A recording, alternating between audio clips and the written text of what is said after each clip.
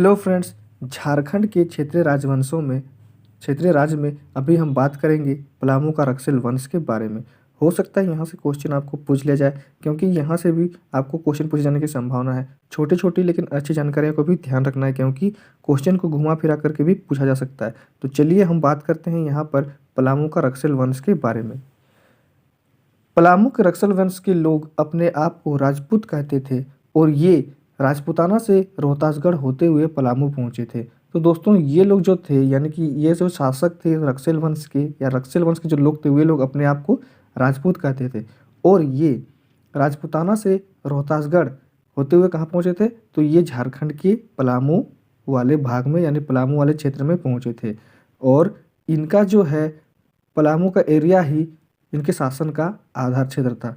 तो पूरा पलामू में ये लोग जो शासन करते थे, तो ये पूरा पलामू वाले एरिया में ही इनका आधार क्षेत्र था। यहीं से इन्होंने पूरा शासन राजकाज किया। पलामू में प्रवेश करने से पूर्व ही ये दो दलों में बंट गए थे और एक दल देवगन में आकर बस गया और दूसरा दल कुंडेलवा में आकर के बस गया। तो दोस्तों, ये लोग जैसे ही पलामू में प्रवेश करने वाले थे, उससे पहले ये दो भागों में बंट गए। एक जो दल हुआ वह देवगन में आकर के बस गया पलामू वाले क्षेत्र में ही, और दूसरा जो दल हुआ वह कुंडेलवा में आकर के बस गया। तो ये जो दोनों दल थे वे पलामू से घुसने से पूर्व ही हो गया था। इस प्रकार से ये जो दोनों दल हुए वे लोग देवगन और कुंडेलवा हो गए। रक्सेल के जो शासक हुए वे लोग देवगन में किले का निर्माण करवाया और उसे ही राजधानी का दर्जा दिया। और उसी प्रकार से रक्सेलों की जो है कुंडेलवा शाखा हुआ, वह कुंडेलवा में भी किले का निर्माण करवाया और उससे राजधानी बनाया। दोनों शाखाओं ने दोनों जगहों पर अपनी राजधानी बनाया और साथ साथ वहाँ पर किले का निर्माण भी किया। तो देवगन शाखा के जो रक्सेल वंश के लोग हुए वे लोग देवगन में किले का निर्माण करवाए और उसे अपनी राजधानी बनाए।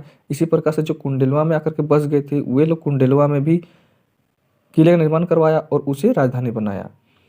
16वीं शताब्दी के आरंभ में चेरों के आगमन तक पलामू में रक्सेलो वंश का ही प्रधानता रही। तो दोस्तों, अब इसके बाद में चेरो लोगों का वहाँ पर आना हुआ और 16वीं शताब्दी में ये चेरो लोग पलामू में आए। लेकिन 16वीं शताब्दी तक यहाँ पर पलामू में रक्सेल वंश के ही शासकों का प्रधानता रहा, वही लोगों का शासन चलता रहा। और कुल मिलाकर के बाद में चेरो लोगों के द्वारा रक्सेलों को अपदस्थ कर दिया गया और वहाँ पर नया चेरो वंश का शासन स्थापित हो गया। तो दोस्तों, बाद में हुआ क्या कि रक्सेल लोग को हटाया कौन? तो ये चेरो लोग हटा दिए, यानी अपदस्थ करते उनका शासनकाज से इनको हटा दिया गया इनके द्वारा, और बाद में चेरो लोगों के द्वारा वहाँ पे चेरो वंश का शासन स्थापित हो गया। तो यहाँ पर ये जानकर ध्यान रखना है कि पलामू के जो रक्सेल वंश के थे उनको कौन अपदस्थ किए थे? तो उनको चेरो वंश के शासकों ने अपदस्थ करके अपना जो है चेरो वंश को वहाँ स्थापित किया था। तो यही थी जानकारी इसके बारे में, रक्सेल वंश के बारे में। ये कहाँ से आए थे, ये अपने आप को क्या कहते थे और इनको कौन हटाया था। तो ये आपको जानकारी को ध्यान में रखना है।